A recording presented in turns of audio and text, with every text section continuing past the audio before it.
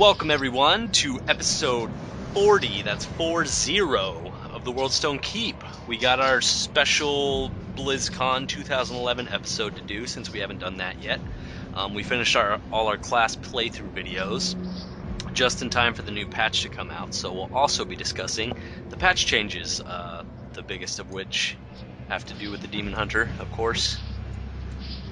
And I'm getting a problem with the call. Can you all still hear me? Yep. Yeah. We're having problems all night, so if people cut in and out, just bear with us. We're going to power through and try and do this thing right anyways. So, to start it all off, we're going to cover some of the things that happened in BlizzCon. I'm sure we all have our own notes and things that we liked that came up. They had some really good Diablo panels this year, and I can't see what you guys are saying. Awesome. They had some really good Diablo panels. The making of the Black Soulstone trailer was one of my favorite panels because that's the type of stuff I want to do when I'm older. And then the lore panel, of course, was very excellent. Even if you're not into lore, you just learn a lot about the Diablo universe in like a cool way, so it's worth the watch if you haven't watched it yet. But we're going to discuss all that now. And we had two people who were actually at BlizzCon, Ken and Dan. I'm Joe, by the way. And with me, Jordan, Ken, and Dan, my usuals on the show. Two of them went to BlizzCon. And I was at BlizzCon. Yes. Dan was at BlizzCon and Ken was at BlizzCon. Ken was technically at BlizzCon. Yeah, I was technically there, but not really there. Yes, that's okay. he got pretty sick, and it sucked. It wasn't even just like con plague either. You know, so con plague is what you get when you take a whole bunch of nerds with poor hygiene and put them in a room, and we put thousands of them in a room for several days, and everybody gets sick. But it's usually just like a cold or a flu. I could have dealt with a cold or a flu. There would have been nothing. No, it would have been everything. With what happened to you was just plain torturous, evil. Something. Most of it is manageable. I think it was the canker sores that lined my throat that made it just unbearable. God. Every time I think about that, I just want to throw up with sympathetic pain. That's like one of the worst things I've ever heard. I know, right? Like a sore throat, you can deal with a sore throat. You know, swallowing hurts, okay, poor baby, have some Halls, get over it. But you know when breathing hurts, that's when it's like, I don't want to be here anymore. I don't want to live. I don't want to be alive. So I, on the other hand, was perfectly healthy the entire time and got to see a lot of stuff. I got to attend most of the panels. There were some conflicts, so I couldn't get to everything. Because I did also want to see some of the StarCraft stuff and WoW as well. So what was your favorite thing to see? My favorite thing to see? Yeah.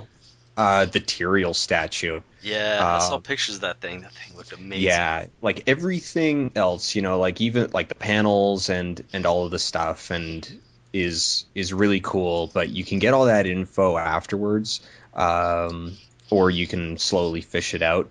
But things like the art and the statue, those are really like you have to be in the presence of them to really get an appreciation of them. Right. Especially the Tyrael one because it was animated. It was? What did it do? Yeah, so his wings, like they don't just glow, they pulse. Oh wow. That would have been awesome. So cool. Yeah, so like it's even on video, it doesn't quite do justice just how it looks when you're standing there, next to it and looking up at it. And I did get a couple like good pictures of it, and they're up on the blog. But that was probably the best thing to see. My favorite panel, probably a tie between Sound and Black Soulstone. The others are very sort of everybody oriented, mass fan base oriented, whereas the tech ones, that's where you really get the sense that the people who are making the game are these huge passionate nerds who want to talk about their stuff, and everybody kind of makes fun of the moment that I had in the sound panel during the Q&A where I got up and I asked a question about some of the specific technical things that they've got in the game, And you got and called out. I got called out on it. The head of the panel, the moment I asked the question, he leans over and he's like, "I do believe this man has violated his terms of service." you And you handled it well though. I believe I handled it well. I And probably would have ran out at that point if it was me. the most amazing part about it is, so he says that, and you then hear them kind of half joking among themselves up on the stage about, Can we talk about you know, that? can we talk about this? Should we answer this question? Should we just blow them off? And while they're having this discussion, two of the other guys just jump right in and answer it. Mm-hmm. They don't. Yeah, like they didn't even care. It's like whatever. Who actually They didn't care. gives They're a like, you crap? know what? This is because to them, it's like, you know what? We never get the spotlight. Exactly. And they really don't. They don't get the spotlight very often. And so this is one of the few opportunities they're going to get, and they want to talk about it. They've put a lot of work into this stuff, and the answer they gave, like, it's some really interesting. They've got a lot of really interesting technology hidden, like more or less hidden in the game that you wouldn't know about. I think the craziest thing I learned at the sound panel was that all the spell sound effects are created on the fly. Yep. It's just nuts. What do you mean on the fly? So there's the base components of them, but it's not just like, okay, cast a spell and it plays back a wave file. Mm-hmm. It's got this whole, the base parts of it, but then it EQs it and modulates it in the sound engine before, like, as it's being created. So the chances of you hear it, like if you hold disintegrate for 10 seconds, the chance of you ever hearing that 10-second variation again is almost non-existent. Oh, like does it base on like echo and stuff or what you're hitting? Yeah. So Interesting.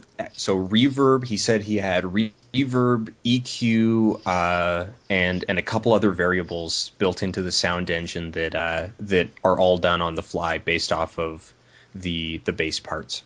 Crazy. I really like the PvP. It was the only thing I got to do more than once. Oh yeah, so how's the new system? Because they rolled out a new system that's more like team 100 deathmatch now. 150 billion times better. Really? Yeah, like way better. It's just, you have your team, and it's whichever team smashes the other team more in 10 minutes or whatever wins. It's far more accessible. It's the kind of thing that everybody or almost everybody is going to enjoy. Whereas the old system, last team standing isn't a bad format for PvP, but it's definitely a more hardcore format. Yeah. The thing that I it's a thought lot was more fast paced, which is more Diablo fitting. Like you die and 3 seconds later you're killing again. Mm-hmm.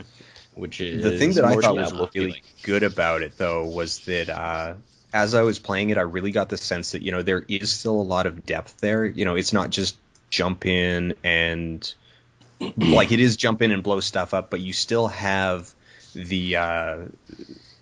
there's still dimensions to it where if you have three other people, if you have a 4-person team and you have a strategy and you are working together and communicating, you can do that and benefit excessively from it.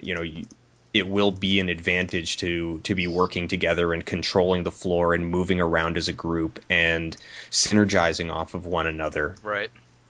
The one You downside, will dominate other teams, but where people like me who just want to dick around can jump in and hit stuff and have fun. Mm-hmm. one of the downsides was there's like random spawn points all over the arena, and when the battle first started, I got spawned between two of them. Oh. So I got smushed pretty quick. Actually, one of them literally spawned on top of me, and the other was like right beside me. Nice. Oh, well, that's crazy. That's lucky for them. But one of the big things I liked about it was some of the new rune effects we got to see. Get to see what Mm-hmm. like for the wizard, they had the teleport rune that lets you cast teleport freely for 2 seconds until before the cooldown starts. Which when I was reading it, I was like, that doesn't sound actually that good. But after playing it, because I thought that maybe you could only get maybe like 2 extras in there. Now you can get like 15 million in there. Oh my gosh. I would cast that thing and just spam it, and I could just fly Yeah. across the entire arena in no time flat. It's It pretty felt much as more fast like as you can hammer the button. it felt more like teleport did in Diablo 2. Or Right Diablo on. 1. Yeah. And then the Though, Demon though Hunters jumping were straight into the high level PvP was a little disorienting because you had no clue what anyone else on your team or the other team was actually capable of. Right. So you're fighting a demon hunter and suddenly they vanish. Like, especially the first time, I only got to do it twice. So That's why. I wasn't quite getting like super familiar with it. So I was still in the second game. I was still having a lot of moments where I'd be fighting someone and then all of a sudden, like demon hunters would just vanish, and I'm like, what was that? I've got no idea how did it glitch out? Where did he go? Dude, that smoke screen was rude. But it's interesting to see what kind of like the Witch Doctor I think has been completely different style of PvP every single year that the PvP's been out. And this year he was very poison dot oriented. There was a couple of times where I was fighting a Witch Doctor and I'd smash him and I'd just die from all of the extra poison crap that was on me. Oh, rad. I'm thinking Witch Doctor is going to be a sleeper class. Like, it's not going to be very popular off the bat with the game, but over time, I think we're going to see a lot of Witch Doctors because they've got surprisingly diverse gameplay. Mm-hmm. Yeah, they do. Oh my! Witch Doctor. I do have to say this right now with that Frenzy Shrine on and my Shadow Power, I'm at 370 DPS. Just have to throw that out there. So if you watched our Demon Hunter playthrough, you noticed that the Demon Hunter was a bit of a whipping boy. They overcompensated in this patch. Yeah, they did. Yeah. Quite a bit. Oh, man. Demon Hunter kicks ass, to say the least. No. We got some basically new like- spells to play with. Rapid Fire, which is a whole lot of fun. Elemental Arrow, which I've just recently put on in this playthrough Good. I'm playing with, and it's fun. And then, of course, the new passive Tactical Advantage. Holy cow. That's a bonus to your speed right there. On top of Vault, using that for getting around, the speed bonus after you vault, it's just, woo! Rad. That'd be good. Should we talk about the panels? Panels, yes. Yes. So which one did you actually sit at, Dan? Or see? I went to Open Q&A, Sound, Making of the Black Soul Stone, Auction House and Gameplay. So I think that's all of the major panels except for Lore. Right. Lore one's really good. I watched that again today and wrote some notes. Yeah, I wrote down. Yeah, watching them was great. There was a lot of good info coming through on them. Yeah. Open Q&A was surprisingly good. Surprising. Not very many mouth breather questions. So that was you know what? That was appreciated. You know what? There was something I think it was Open Q&A. Okay, we've talked about it in the past. They pretty much confirmed that the sorcerer from Diablo 1 was the summoner. Yep. And the rogue they weren't from like, B1 oh yeah, it definitely is. They were like, I thought we already said yeah. And the rogue was Blood The Raven. rogue was Blood Raven, Warriors, Dark Wanderer, of course. Did I miss that? Was that in the lore, or was that in the Open Q&A? It was in the Open Q&A, but you could also kind of tell that it looked like they had never. Yeah, they'd never really given it any thought. They're like, we don't know, we didn't design that game. Right now, this is how it is. Well, they made it sound like they wanted some connection between the games and the heroes. Right. So It was one of those, like, even if it wasn't before, it is now. Right.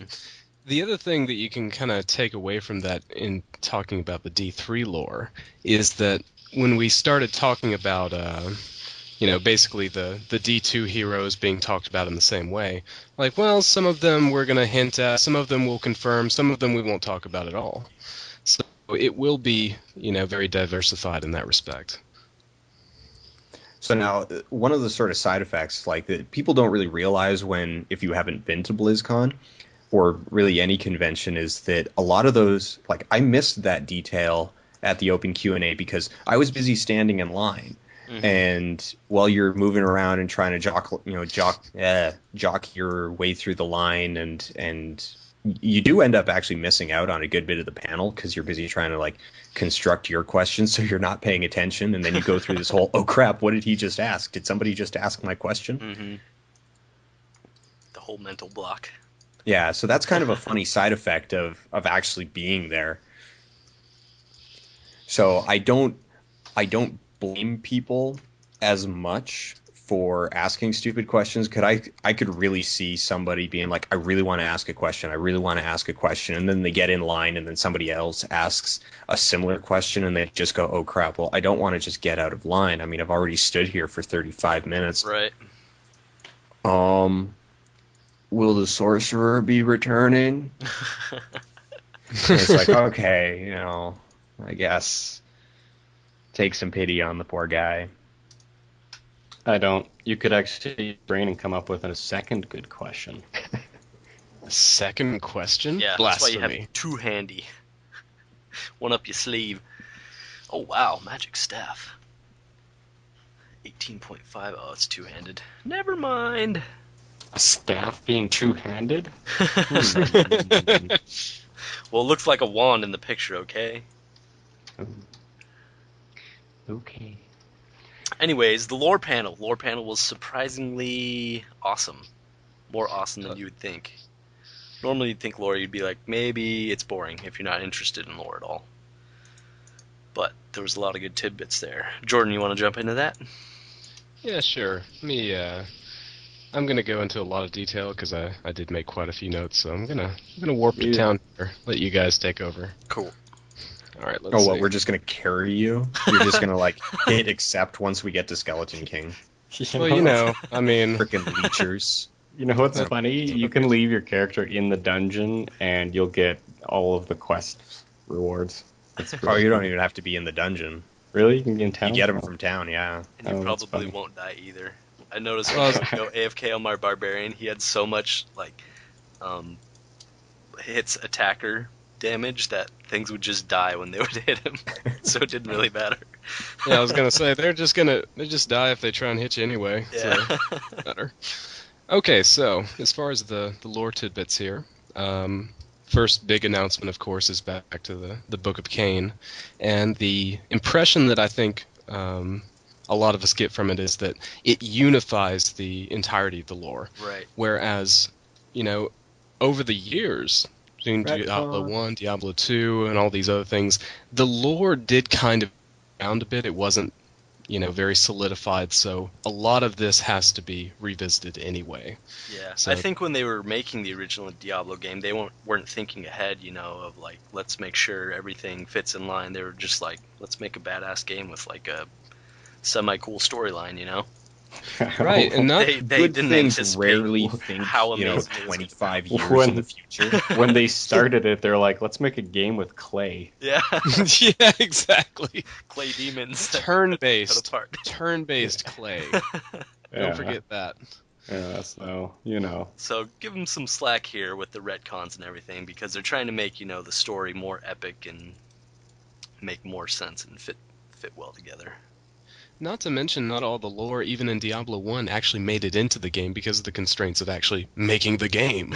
So, a lot of that does come down to, it's a Diablo 1, this is a new game. It's gonna take some time to get there, you know what I'm saying? Alright, so, elaborating on the very beginning that we'd never heard before is the great clash of creation. Anu and the dragon, so the cool. ultimate good and evil, order and chaos clashing and destroying each other. And ancient beings. Exactly. And out of all this massive, destructive, Big Bang effect, you have the World Stone flying out of this great battle, and they call it the Eye of Anu. And this thing has the power to create worlds without limit, it seems. And unlike what we've seen in the previous games, the World Stone is much, much more massive than we could have ever imagined. Mm-hmm. It is the literal heart of creation. It rests in the center of the universe, as it were. So, and this is also something that you see in a lot of people who tried to look into the lore in the past. They really didn't have a clear understanding about where the World Stone came from, and what even it though does, why it's important. right, Yeah, this it was thing, really kind of this thing is the very center of the eternal conflict. This is the thing that heaven and hell were always fighting over. Mm-hmm. One would gain control, and then the other would gain control, and so Right. tug of war over it. Whoever actually controlled the World Stone could shape reality to their whim. I mean, just imagine that, being able to ultimately control the power of the universe and just shape reality at Yes, whim. please. That would be pretty sweet. Which makes you wonder why it goes back and forth. But anyways. quick lore note, because we're there in the video. In this build of the beta, the Templar now actually uses his name, Cormac. Oh. Yes, he does. They did a couple of audio changes, yeah. It's neat. And it's also interesting because out of all the spoken parts within the game, that one's the most glitched. It's actually very low key. So they're going to have to go back and do a little work Do on it that. again. You know, Sorry, back to the World Stone. The World Right. Stone. So the World Stone they call the Eye of Anu. And again, this isn't probably something that you'll see much within the context of the game, but it's very interesting as far as the lore is concerned. The other part that came from Anu is believed to be the spine, and the spine is the crystal arch that actually creates the angels in the Silver City of the high heavens. Dope. So this thing literally hums with sound and music and power and creates what the angels actually are, which is just light and sound. Mm-hmm. When you see them in the context of the game and all these other things, they are, seemingly humanoid forms, but that's because they have armor on. It's because they have a shape to fill, but if they didn't have that, literally the closest depiction you could think of them as is their wings. They are just light and sound without corporeal form. So very odd, very different than any other angels you see in other lore and books and things like that as far as I'm aware. Now, the other aspect here is that we also get a very in-depth look at all of the angels of the High Council. Yeah. The Anger's Council. Exactly. Now, with the exception, of course, of the previous member, Inarius, they still don't talk much about him, but that was a long time ago. Sin Wars took place, 10,000 years ago, before Diablo 1. He's the one who actually hid the World Stone. Right, and he and Lilith, along with other renegade angels and demons, actually managed to steal the heart of creation amidst the war, the eternal conflict going on over it. So that's pretty impressive. And, I think we've got a Diablo heist movie. I They mean, compared it to Ocean's 11. yeah, exactly. Yeah, I know. Ocean's for 11 real. move. Chris Metzen actually did have a few really funny jokes in there. I love that guy. Yeah, it's a real card. Okay, so Tyrael, the Archangel of Justice, we've known this for a long time. And He's our friend. Bit That's of an right. ass. yeah, very rigid, unbending, solid, I will do it my way because it is for justice kind of thing. Stickler for the rules. That's right. But it's crazy because the stickler for the rules ultimately becomes the ultimate Rule maverick breaker. of the group. Yeah, Mhm. he's like, I'm going to defy the council because it is justice. And it all came down to the end of the Sin War. With our homeboy, Odyssean. That's right. Actually achieved more power than any being ever. Held back heaven and hell by himself, it literally achieved godhood and gave it all up to save the world that he'd come to love. So, to set everything back, he sacrificed himself, everything goes back to normal, and Tyrael looks at this guy and says, he didn't have to do that. I mean, we do what we do because we have to, but he didn't have to do anything. Mm-hmm. And he did this. So, from then on, Tyrael saw the potential of what they could be, even greater than the angels. And ever since then, he supported the actions, basically for humanity. He's been our friend. Now, next to the group, of course, we have Ariel, the Archangel of Hope. Very serious, very wise, and kind of holds the group together. They're all kind of wanting to do their own thing. She actually acts as the glue to keep the group stable and balanced. And she has this cord that she can either bestow blessings on or be used as an energy ribbon. I'm assuming some kind of weapon in that context, but it's kind of hard to say. And also, in the Sin War, she was the only other one to actually support letting mankind stay alive.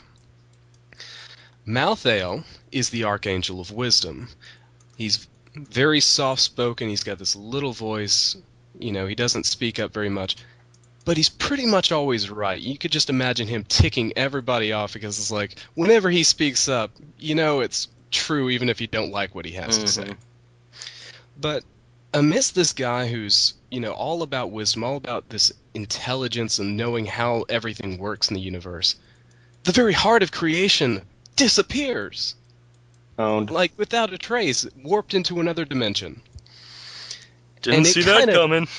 Yeah, it'd be a little hard to reconcile with that one.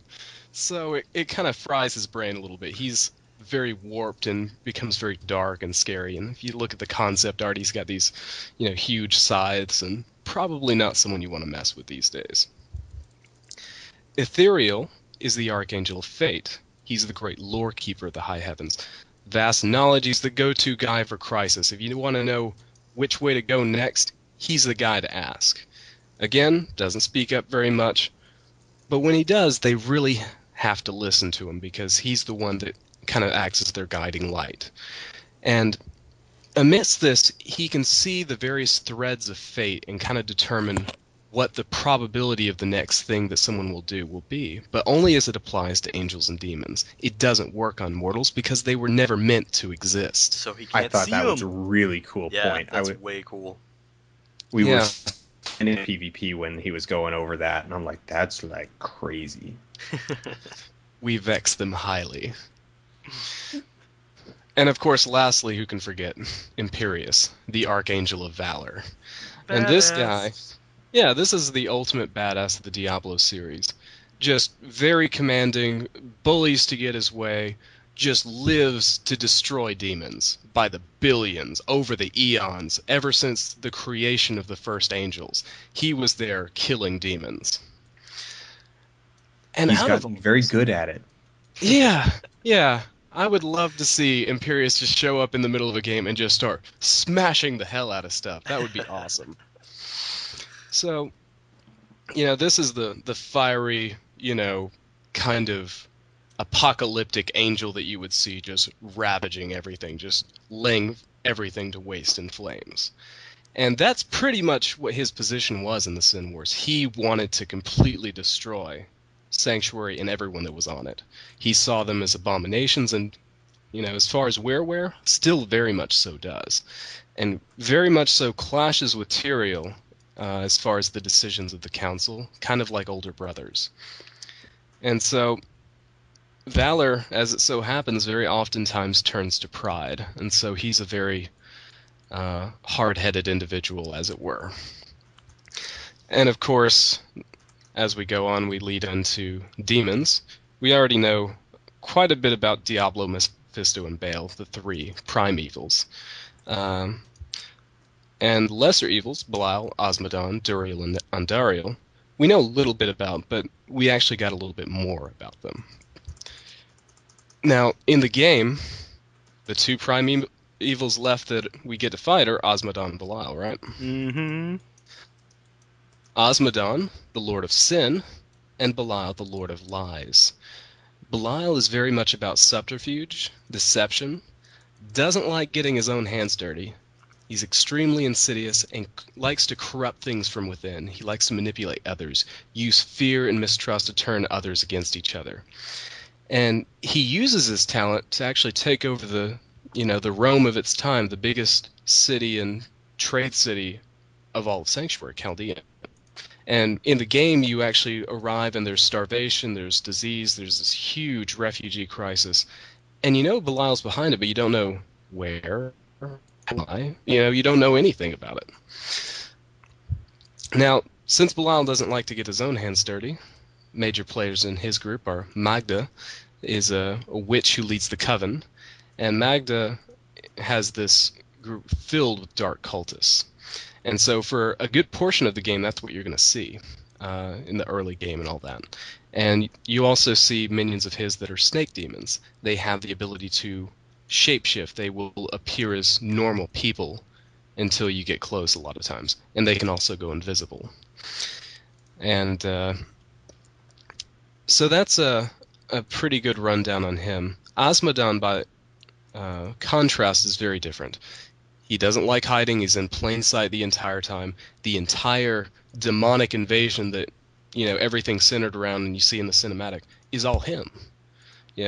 He's basically like, I'm coming for you.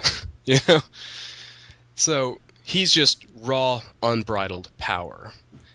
And very much so into royalty. He's greedy and avarice and has all of these decadent pieces of metal and gold and shimmering things all about him, and this huge you can really see how he fits the bill of Lord of Sin, and of course the 7 deadly sins being greed, gluttony, wrath, sloth, and lust, with, let's see, where are the other think So he's supposed to manifest all those kind of in a physical nature. Whoa, glitching out. There's lag for a little bit. Did we miss anything as far as what I was saying? Yes. All right. You're talking about the big man, Asmodan. Right. The 7 deadly sins. Oh, we all here? No, actually going. Hold on, you're still glitching out. Oh. Anyway, 7 deadly sins, supposed to, they really put those into thought when they were designing the character Asmodan. They wanted those represented physically so that you could tell this was somebody who thinks very highly of himself. He was really the one who ran hell when the banishment of the 3 primeval happened. Right. Immediately, Asmodon led hell for 300 years until he got into another civil war with Belial. And they pretty much polarized and then had hell fighting against each other all up until the present day. Now, Asmodon has a general, as it were, a lieutenant, for every one of the 7 deadly sins. And interestingly enough, we're only going to get to see 2 of them in the finished product of Diablo 3. That's not in the original version. We're just going to see 2, one of which we already know. And for all of those who remember the really big winner of the cosplay contest, really awesome spider-looking chick. Yeah. Mistress of Pain. Yeah, exactly. She's no longer the Mistress of Pain, though. She's actually one of Osmodon's and is actually in representation of lust. So, Sadea. Yeah. And Sadea is... Sadea, there we go. Yeah. Well, I guess we don't find too much out about her. And oh, you're lagging again. We don't find out much except the fact that they really liked... well, it had to do with the costume contest. When they came out with the concept art of the Mistress of Pain, they had already cut her from the game. Yeah, they weren't planning on putting her in there. until the costume contest happened, and they're like, okay, we have to put this chick in here because that is just too awesome not to. Exactly. Yeah, so we know one, we know which particular aspect they're going to represent. Whether it be greed or gluttony or sloth or wrath or whatever, we're going to have to wait and see. And so that pretty much covers all of the prime players of heaven and hell. The other interesting parts that we run into, we did get to see a couple more zones in that BlizzCon panel. You got to see Chaldean, the little prince who pretty much is in a very, very bad place. Hakan II, who Hakan I kind of brought Chaldean under his boot and, kind of united the clans, as it were. Chaldean is divided up into 3 major subgroups. You have the Mage Clan, you have the Zakarum, the Church of Light that you see throughout all of the Diablo lore for the most part, and then lastly you have the trade organizations, the ones that are also very powerful, and they all kind of vie for control amidst each other. But this isn't a patrilineal society, and so how it actually passes on to the next ruler is by way of a Zakarum ritual of actually finding this person. So they go out, they find the kid, and they group up with the Iron Wolves, who we saw in Diablo 2. You got to hire them in Act 3, actually. And they're protecting the boy under the auspices of Ashira, who was also leader of the Iron Wolves in Diablo 2. But in recent times, for whatever reason, the prince has kicked them all out and got new guards, and now she's kind of wondering what she's supposed to do, or, if she's going to help out with the refugee problem or just leave. So, there's a lot of unrest, and you don't really know any of the real details. And the reason why Chaldean became such a great place was because of this outskirt that's called the Dalgur Oasis. And according to lore, it was brought to the attention of others by this one guy. His name was Dalgur. He asked that it be named after him. And after he showed them and, got them all set up, he just disappeared off into the desert. Nobody knows if it's actually true or not. And, we're going to get to see a lot of those snake men and all kinds of different things we're going to get to fight there. Awesome! Exploding flora and fauna and all kinds of cool stuff. I wonder if the snake men are going to make the same noise when they charge you. Maybe. I doubt it, though. I mean, they don't even have to charge you. They just show up out of nowhere because they were invisible up until then. Oh. And it's going to be sweet in Inferno. Mm-hmm. Or the fact that they'll just be like a regular townsperson. You see like a little kid walking by and all of a sudden he's stabbing you in the face as a giant snake. What's that like? Okay, I'd be like, why are you stabbing me? Because I'm all about deception. Lastly, we have the Archives of Zoltan Kuhl. And this guy was one of the original... this freaking guy. Hello. Yeah, I really want to see this guy in action. So, this was one of the original Horadrim with Jared Kane and the like. And he turned bad. He turned really bad. Really And he was the most dangerous guy in the entire world. He threatened the entire world by himself, so everybody just ganged up to kill this guy. He went bad like egg salad on a warm day. Exactly. And they couldn't do it. Nope. For badass, however this guy did him. it, he would actually become immortal. So they cut him in half, they bury his head with runes and guardians, and take the rest of his body and toss it into another dimension to keep this guy from coming back. Like, how crazy do you have to be to go to that kind of extreme length in vain? That's how scared of him they were. And apparently he kept himself amused in very, very evil, demented ways that they didn't elaborate on. But I really want to go into his archives and find out more about this guy. I want to put them back together and then punch him in the face. I want to fight him. I want to go toe to toe. Nice. Like, what up, yo? And as we said earlier, it's very awesome because the Q&A section actually led us to a few interesting details. Azul will actually appear in Diablo 3. Yeah. Love that guy. We don't know how, when, where, or why, but he'll be there. You get to interact with the that's from Diablo 2. The singing actually being one events you can encounter. Ormus from Act 3 Diablo 2 doesn't actually make it into the final game, but they had a model for him. They had all the setup, so they were kind of hinting that he would show up in an expansion.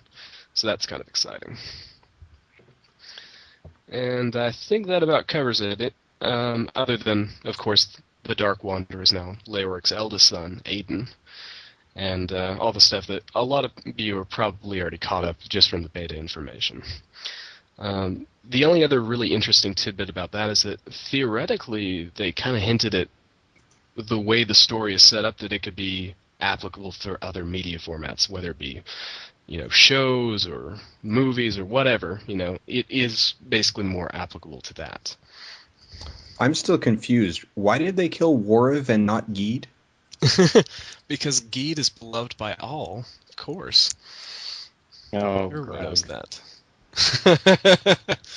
Yeah, they couldn't all be gems, Grug.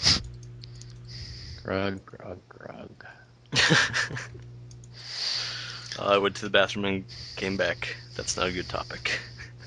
Yeah. Where were we? Did we finish up the lore? We did finish up the lore. Alrighty. I see you guys all left me in this game by myself. Yeah, we started a new one. Sorry. We're not So inviting you changes. anymore. So is there? I'm trying to think of other things. I don't know. The thing about BlizzCon is it's so overwhelming that it's really hard to tell. It's hard to separate what you did and what you didn't. You're like, I did so much. I found myself even like the day after it was over, needing to pull out the schedule of events in order to remind myself what I had actually gone to. And like, okay, I heard all this information. Where did I hear it? Was this something that I was like talking to someone face to face, or was this at a panel? Which panel was it? Was it like a panel that I was sitting at, or was it one that I was watching while I was waiting for another one, or crazy? I don't know why. I went to PvP 3 times, went to PvE 0, did StarCraft once, did WoW once, and went to Foo Fighters for 2 songs. Oh, if it makes you feel any better, I wasn't there at all. Hey, So if you go to the blog, actually, if you read my BlizzCon recap, there's a picture about halfway down of 2 of the most luxurious beards you have ever seen. That would be my beard and Bashiok's beard. You can guess which one's which. It doesn't matter. They're both gorgeous beards. Oh, I love that guy. He's such a cool guy. Yeah, he was really cool to hang out with, and I got to meet a bunch of the other people who keep our community as in line as possible. They are very nice people. Go easy on them. Oh, you know what? I actually did meet Jay Wilson on the floor. That's awesome. Yeah, I gotta say about 3 words before I had to turn away before I coughed all over his face. Oh. Oh. That's unfortunate. And when I turned around, he was gone. It was pretty funny. Hey, Jay Will. I don't I'm out. him. Screw this, I'm out of here. I can't get sick right now. I have to do a Q&A panel. Crunch time. I know. Anyway, let's talk about Spore Beta changes, because they made a lot. Enemies now actually freeze you solid. Yes. How do you guys feel about that? I feel awesome about that because I was seeing all of the things like the affixes that reduce crowd control time. So it's like I'm like, what good is that going to be? But apparently they have no qualms about freezing your character, mind controlling your character, fearing your character, stunning them. It works for me. I love it. I think it's awesome. The game It's a little more challenging. I really like the new one, Mortar. Mostly because I play ranged classes and something that challenges ranged classes. Because there was this time where on my wizard, my first playthrough, I was with the new patch, came across my first mortared guy, and I was like, oh, this is kind of neat. I mean, I can feel it, but it's normal. It's the beginning of the game. So, I was just playing around, seeing where I could stand that would keep the mortar from not hitting me. But they were melee skeletons, right? So I don't want to get in melee range of them because they're going to chop me to bits. And I can't be at full range because they're going to mortar me. And it made me think about Inferno. And I was like, what am I going to do when I get someone who's extra fast, extra strong, like, I don't know, plasma enchanted, and mortar? Play a monk. And they're melee, Well, no, definitely not play a monk. You just get your face smushed. It'd be like the worst thing to do. And I'm just like, I would just enter Sanctuary. And then they surround you and it runs off and you die. Oh, they'd already be dead. Just trap them in there. We all know monks don't do damage. Fooling yourself. I mean, look at the patch notes. They're like, oh, monk's not doing any damage. Let's just buff everything they have because they are suck. I think that was more the Demon Hunter. I was gonna say. Well, no, I didn't. All of the punches get buffed. I'm not sure. Most of the, or not even most, but a bunch of the the primary combo skills got their damage boosted by a little bit. 10-15% weapon damage. One of the big changes was actually spells are based on weapon damage. And it's true for both casters. Yeah, Witch Doctor and Wizard, and it's definitely changes how the early game works for them. It's a lot harder. The ones that you get early on are actually garbage. Most of the weapons early on are pretty garbage.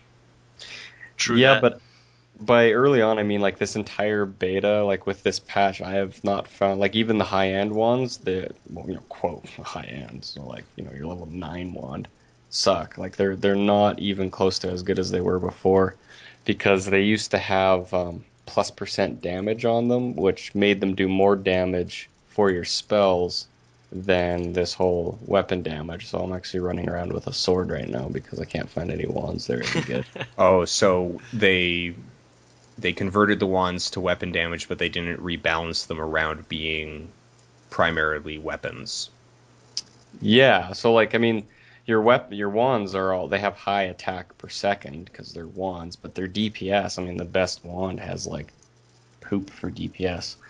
So there's nothing really to compensate for that. With this, apparently you're supposed to be able to attack faster, but at this point in the game I can find a sword that attacks just as fast. Right. And has higher DPS. So I mean, end game it's going to be great because there's wands that are like 300% increased damage, so it doesn't matter. It's just, hello. It makes the beginning of the game a little less keyboard face roll for the wizard, and I actually like it.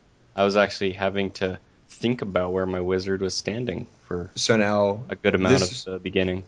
This version that we're playing here is harder than the last patch, but it's not quite as hard as the version I played at BlizzCon.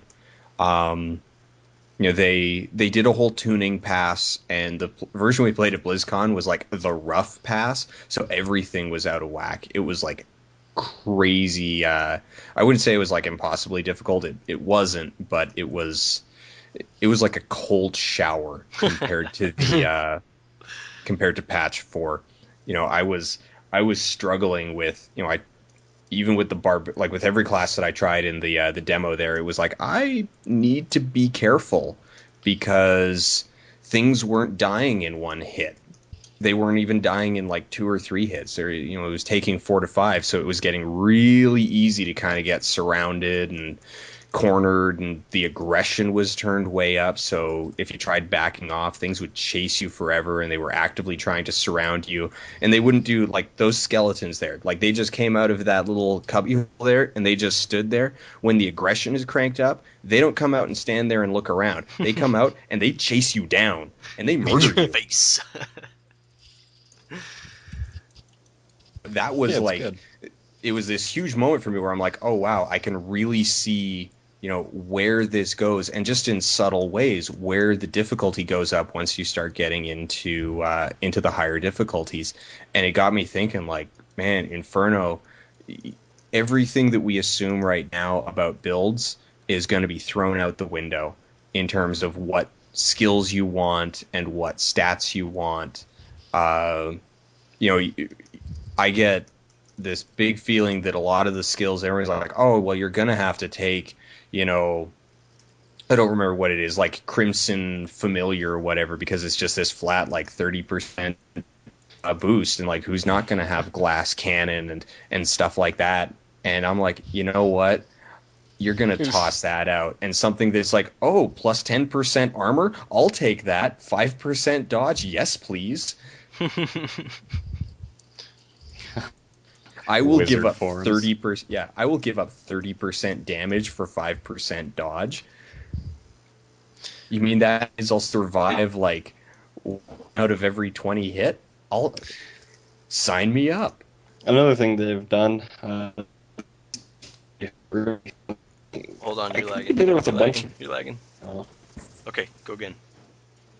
Another thing they've done with I'm pretty sure it's majority, if not all, the classes was reorganized what spells or what skills you get in what order. The wizard, you'll go on an offensive skill and then a defensive skill as you level up. I know the hunter's completely different. Completely different. I believe the witch doctor's been changed around. Like, didn't you used to get firebomb at 13? Wasn't that the level 13 spell? Yeah. It's 11 now. Nice. They shifted things around as to, the flow of the game, because I know, like, once you get electrocuted with the wizard, things really start speeding up. But well, not for everyone at the moment. I'll tell you why. I've actually encountered this myself. There's a major glitch for some people at the moment where any kind of channeling ability completely locks out your ability to do anything really within the game. So right now, pretty much all of the channeling abilities for any class can't use. I don't know what you're talking about. I haven't had any problem with any of my channeling abilities. Yeah, like I say, it's only a select part of the community apparently, but it does. Do you remember? It Do you remember the bug where you could hold down Dashing Strike and it would lock you into Dashing Strike and you just dash around for free forever? Yeah. It's a similar bug that people are running into with channel spells or just anything that you hold down. Channeling spell. So with the channeling spells, they just get locked into place and until they run out of mana or whatever. It's testing. Well, it's kind of because it doesn't seem to have a set time. Like, you'll just see it just free-flowing for a while. Like, anywhere between a minute or two. And then it stops. You can't cast anything. Like, it'll try to do the animation, but it won't follow through. You try and move anything in your inventory, won't happen. You try and talk to people, won't happen. So you can't even actually exit the game using the regular buttons. You have to close it out manually. So there are some new and exciting bugs. Yes, there are. Strange. How do you guys feel about the arcane change? It's interesting. Instead of murdering your face with giant arcane orbs from little hydras, they shoot out little arcane laser beams. That spin around in a circle. Yeah. Like, there's some areas where that is so rude, but like if it's out in the open, I can literally just walk between them. Yeah, every encounter I've had with it, it's pretty underwhelming. And I kind of prefer the old way, because, it's kind of like that thing back in Diablo 2, where you're a barb whirlwinding and you get Iron Maiden cast on you. It's one of those events that kind of unifies the community. Everyone has it, and they're just like up in arms of the injustice of it. And it's one of those memorable experiences, And so I'd kind of like it if they switched it back to arcane, how it used to be, and just murdering your face, because it was kind of more fun and more memorable that way, Yeah. Yeah. And right now it's It's so underwhelming. It's like, I've- really? I've- I can run around these things and avoid them.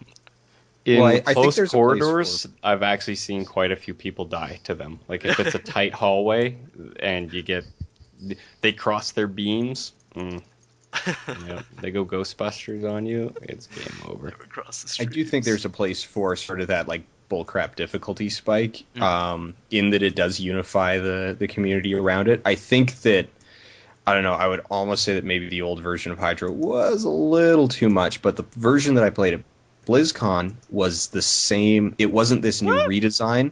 Here we go, Mortar. Where are you? It wasn't this new redesign. It was the same as the old one, just tweaked so that the attack speed was slower. It was still pretty deadly, but it was less. Oh, hi there. So I thought that was a good compromise on it. One of the things that I think is hilarious with the new version is the first time I ran into it, I'm like, oh, cool, I get to see what the new version of Arcane Enchanted is. And it was like an area sort of like this with like an upper and lower, and they spawned all 4 of them down on the lower deck, so it was completely ineffective. I'm like, oh, okay. Hi, guys. Punch, punch, dead. Pretty much. Yeah, I kind of do think it needed to be changed, and I'm okay with them not using Hydra because that's my spell and they can sawed off. But the new one is definitely not as exciting as the old one. Not at all. I kind of like the idea of them using class skills, though, and I'd almost want to see, more of those, like, pulling out iconic class skills on people. So, have a barbarian one, you end up with fighting some Whirling Dervish. rare Sorry, monsters what? that, they whirlwind or they, leap attack at you. What So if you you can had fight ones that were the leaping? ancients on Ariat Mountain?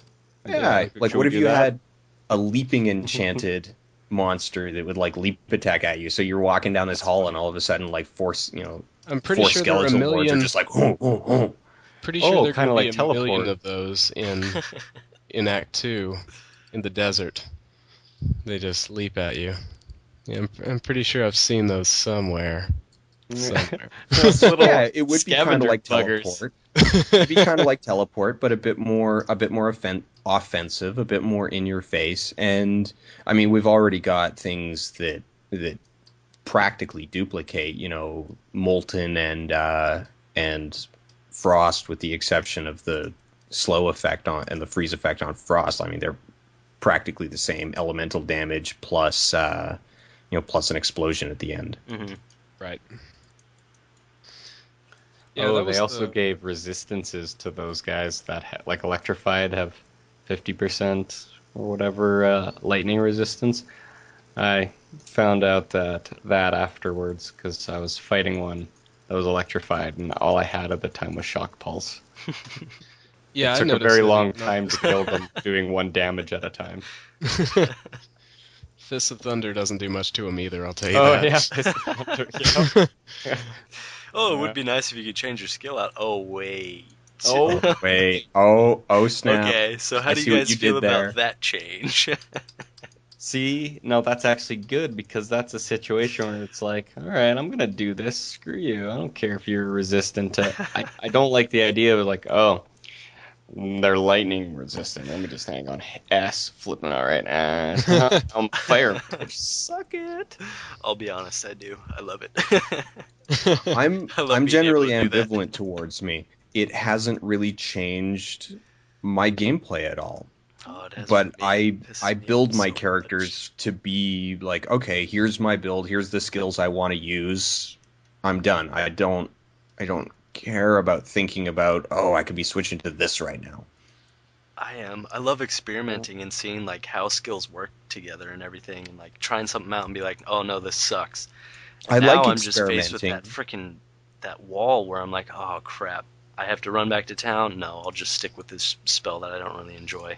See, and I do like experimenting, but for me, the purpose of experimentation is to arrive at a goal. There is an end point for experimentation for me. Yeah, see, logic. with the ability to do that, I must admit I did get a little manic with it, constantly flipping things up. I'm like, how would this work against this, against this, against? Oh, what am I doing? I need to close this thing. It's getting on my nerves. I guess you guys just play different than I do. I think everyone plays different than we Yeah, do. that's the thing. Well, it's only like Sucks, it's man. hard. My opinion is a little bit skewed right now, just because it's the beta, and obviously I already know what all the spells within the beta do. Yeah. I know I'm gonna be chomping at the bit to switch around freely when I Especially have when more you level spells up. to play with. Yeah, like the second I get Meteor, you better believe I'm teleporting to town. See, But and wouldn't you just rather be able to switch it right then and there?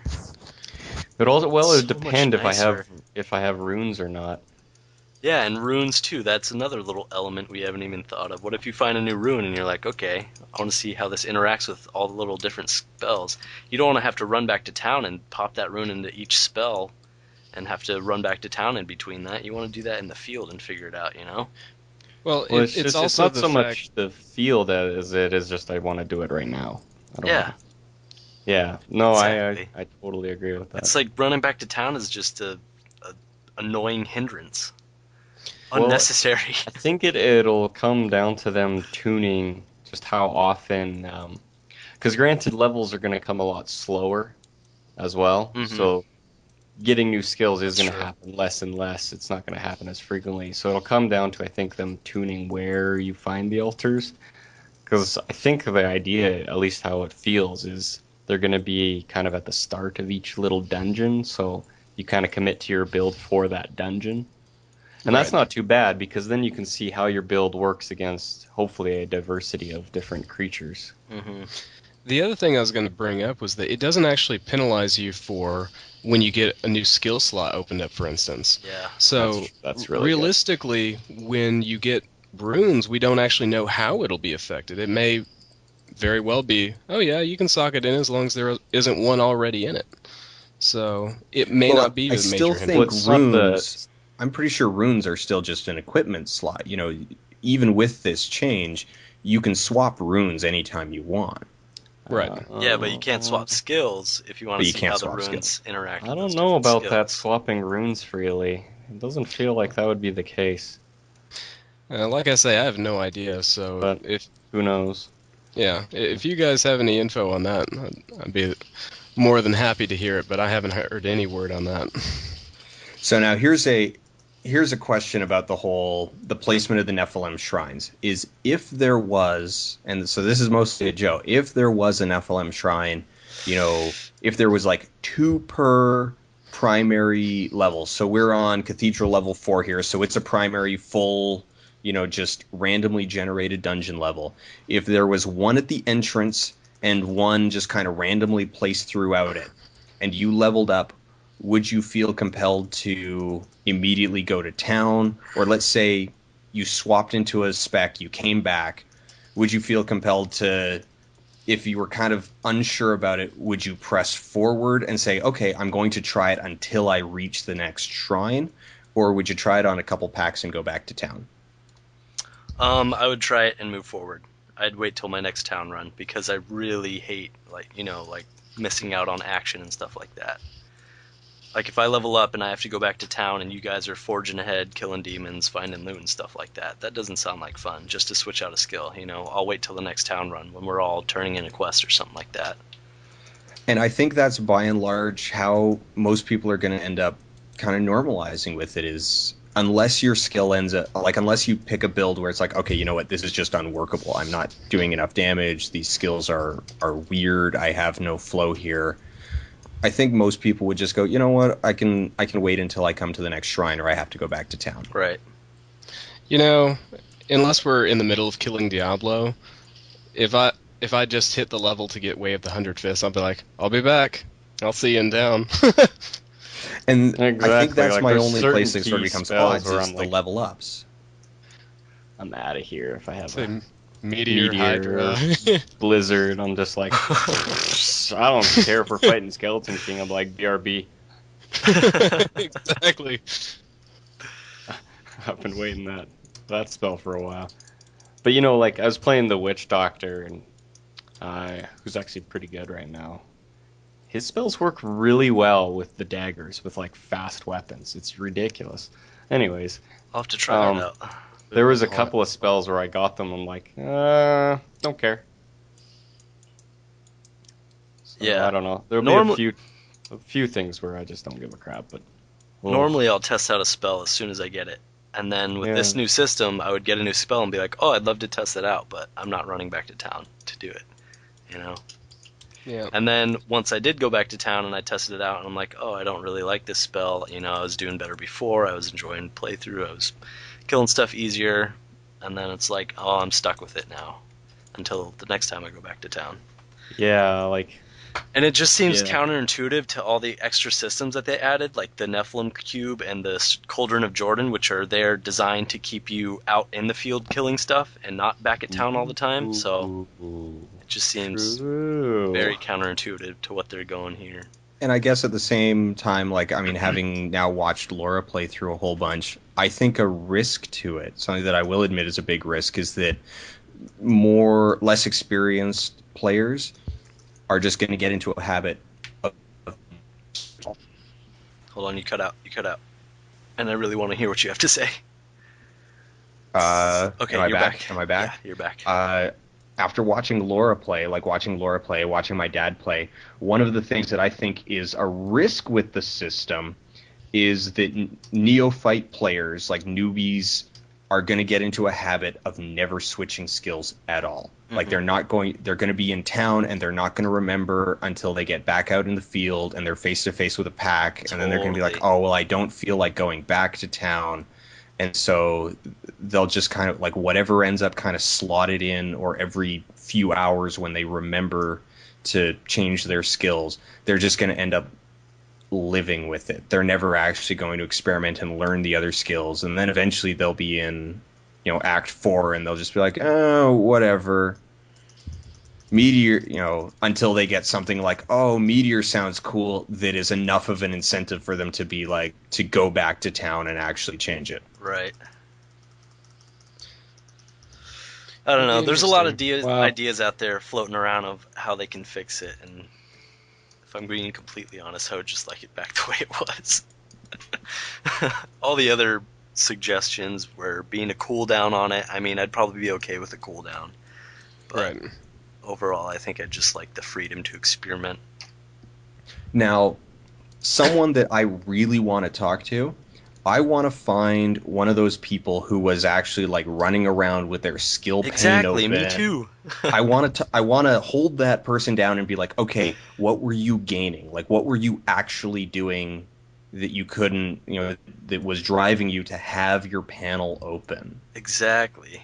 I would ask the same thing about that example you gave with a newbie. What is driving you to go through the entire game and make it to Act 4 and never switch your skills? Well, that one's easy. Like, That's inertia. That's inertia. Are you actually that bad at the game, or are you actually not that conscious of what you're playing? Like, you're a barbarian in Act 4 and you have inertia and a lack of consciousness. Well, no, I don't. That's not a lot of faith in the people playing the game. Still using I don't think it's a lack of faith as much as it is. No, I mean, like, as for improvement in playing the game. Ken, have you watched somebody play Diablo for the first time? For the first time, yeah, but that's within the first, little bit. I've actually witnessed quite a few people brand new to the game. It's all about the experience. If they have a negative experience with it, they're going to be like, screw this, Whereas if you make it more user-friendly and give them more freedom, they're generally more likely to keep playing. Well, and at the same time, are they necessarily going to have user experience? The same people that are walking around with the skill pane open are the ones that are making it to Act 4 and still using the same two skills. Switching between Did you know you have a couple of extra active slots opened up? What? And that's the thing. I think this system was implemented to solve a problem that really didn't need to be solved. I mean, yeah, sure, we might be experiencing it during the beta, but once we have a full skill list, are they still going to be running around, with all their slots open and clicking on one and then scrolling down to the spell they want to use and switching that back in? I'm willing to bet I don't see it happening. Yeah, the second runes come into play. Exactly, runes. There's a whole other layer to it.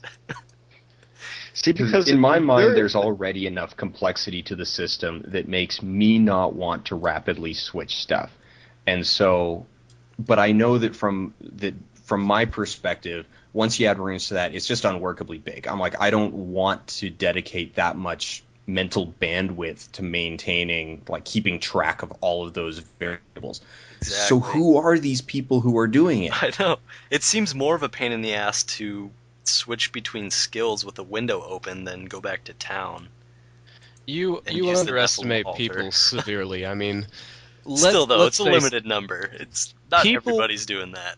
People will do just about anything if they think it will make them more powerful. Look at farming in Diablo 2. How boring were Pendleskin runs? I did my fair share. Boring was everything after you hit the max level. Yeah. So do you think it's almost entirely they're not actually gaining anything, but they think they're gaining something, therefore they do it? I honestly have no idea what they're doing. Like I said, the reason why somebody does anything. The reason why somebody does anything is very simple. They think on some level it'll help them. That's why they're going to do it. So it may not be true. They may not have the experience to know that it's not true, but they're still going to do it if they don't know. Terrible. Should we maybe take these people who are playing with the skill pane open and just say, you know what? You're kind of bad at it. Whatever. Just let them do their thing. Exactly. Leave them to their own devices. It doesn't affect my gameplay if they run around with their skill window open. You know what? It actually makes for easier kills in PvP if you have the skill pane open. There you go. They can't see. They're cutting down on a third of their screen.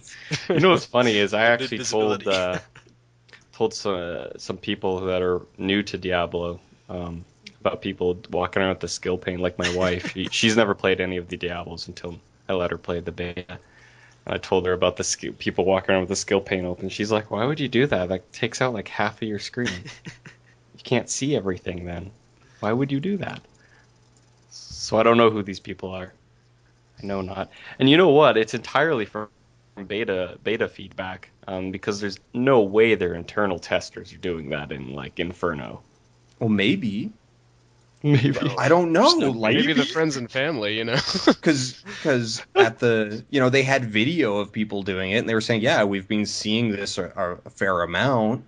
So is that a video that they just constructed based off of forum chatter, or were they actually seeing this internal? Well, I'm sure they can have data that says how you know what? If they can tell how much gold has been mined in Warcraft 3 in all the games ever, I'm pretty sure they can tell how long skill panes have been open.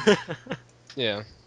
I'm sure it's not hard for them to pull data that says this person's had their skill pane open for the entirety of their run. It's all about But still, and then they just went and made a video of it. Unless they're spying on us. Are you guys wearing your tinfoil hats? If there's someone listening to this podcast who played beta or played the demo or is in like the internal or whatever, who plays with their skill pane open, we want to talk leave to a message. We want to talk to you. Mostly to ask you what is wrong with you. Later in the game, you don't make it sound very favorable to talk to. No, we do. I want to understand, because I'm getting the feeling that what we said earlier. This is a solution to a problem that may or may not exist. I feel like I don't understand the problem well enough. Mm-hmm. Exactly. Maybe Blizzard knows something I don't, but. Because I'm just going off what I've experienced. The problem is for them, they feel it's not good gameplay if you're walking around with a pane open. And I agree. That's the problem they're trying to address. They want to make it so that people aren't compelled to have their skill tree or their skill tab open all the time. Maybe. And they want a little bit of build commitment. Whenever you cast a spell, it will automatically close your skill window, so that you cannot run around and kill stuff with it open. I just have this vision of people like casting and continually hitting S. Yes. That's more of a pain in the ass to them, though, which I'm all for.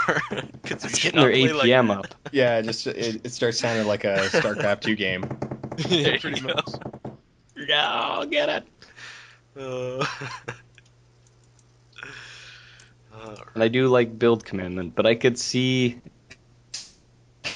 hold on, you're cutting out. Your last words were, "I like build commitment."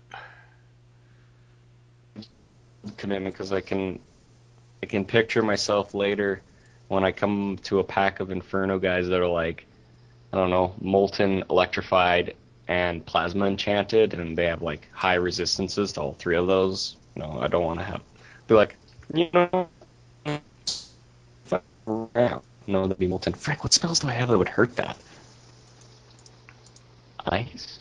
I think you're What? screwed. I think I'm screwed. Blizzard. No, you'd have yeah. like Ray of Frost. Yeah, there you go, Ray of Frost. But they can have. Can't Inferno have 4? Or 4, yeah. are they up to 5? 4. They could I think it's all 4, my and they tampered elements. with 5. They could have that. That's insanity. You know what? Did you guys see that little BlizzCon feature on Inferno? Yes. Yeah. Yes. That was very excellent. Did you see like the little video they did where those guys were talking about Inferno and how hard it was and that they were wiping for him? Hello, I like. Because obviously I'm better than them, but it just means that the bosses are actually hard. But the video in the background as they're talking, just the chaos that is happening, made me so happy. Oh, like mob yeah. density and the How fast. aggression level of mobs. Yeah, they're just like, yo, what up? I'm in your face. What are you gonna do about it? Die. That's what you're gonna do. Oh, hello, you're already surrounded. Yeah. And we're not even extra fast. Now what? Then I like that last guy that comes in. I don't even remember what he said, but as people you have seen like this much of the easiest difficulty of the game, you will die. You will get your butt. Get your asses kicked. Yeah, that's what he said. That's what he said. Nice. Well, was it Wyatt who in a forum post, or was it? It was Wyatt. Back when they went some Inferno and they spent like an hour wiping on like the first boss. That's right. First, just random mobs you come across that have stats. Not, a big act boss or anything, just like random mobs you run across that have stats. And I think someone else said that they, when they had characters who were up in like the late 40s in the internal beta, and they decided like, you know what, let's go try Inferno just for kicks and giggles. And that first zombie, the one that's feeding on a corpse, like the moment it came on the screen, it turned and chased them down and just like murdered every single one of them in one shot. That's hilarious. And it's like, okay, well, they weren't even level 60, so that kind of makes sense. But at the same time, it's like, you know what, they were only about 15 levels off of cap. They should have, you almost want to say, it's like, well, they should have survived at least a couple hits, maybe, or been able to kite the thing around, or maybe it's like, yeah, we wouldn't have done damage to it fast enough. It was hurting us too fast. It's like, no, it just came over and just cut us in half. It's kind of how it is in Diablo 2, though. I mean, if you had a level 40 and you just went into hell mode, you would get instantly destroyed by pretty much anything. You don't even need to go that far. You can just you could have a character that's the right level for hell, and if you just had crappy gear, you go on the Bloodmore, and those quill fiends are just tearing you to bits. You unleash all your spells on, you unleash everything on them. And you're like, I'm out of mana, and it took 50,000 fireballs to the face, and it's half dead. This is a problem.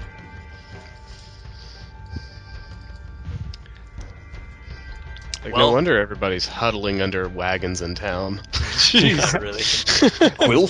Quill beasts are.